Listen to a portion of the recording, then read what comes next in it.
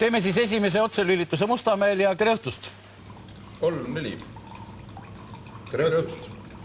No näha on head sõbrad, et teil on seal juba peolaual hulganisti jooke ette võetud. Kas teie klubi peoveetmise kultuuri juurde käib ka see, et võetakse päris kõvasti napsu ja kui siis mida? Traditsiooniline Jack Daniels.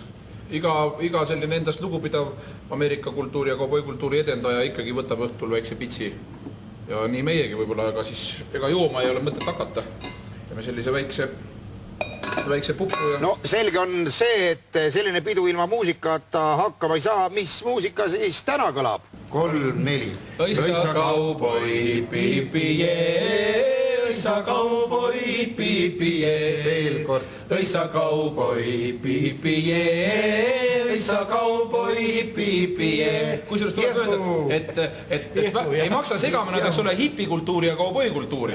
Et kui hippidel on, ütleme, niisugune rohkem selline rohusuitsetamine ja niisugune äraminek või teispoolsus otsimine, nirvaanasse kaldumine, siis vot meil on just selline, et me tahame olla kahe jalga maa peal, et me sööme ikkagi korralikku steeki, põrutame kartulit, joome korralikku kärakut ja napsi.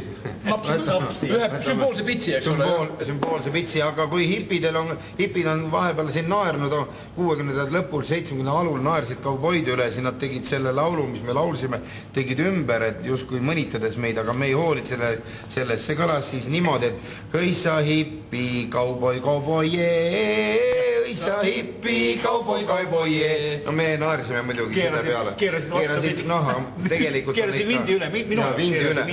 Meie jaoks oli see muidugi solvang, aga me neelasime. Tahaks sellist asja teada, et mis teeb ühes kaubois tõelise kauboi, mis on see varustuses kõige olulisem detail? Meil on isegi selline õige oma selline teeks selle ära. Jah, et mis on see vahend, millega püütakse lehma, kuidas seda nööri nimetatakse? 3-4.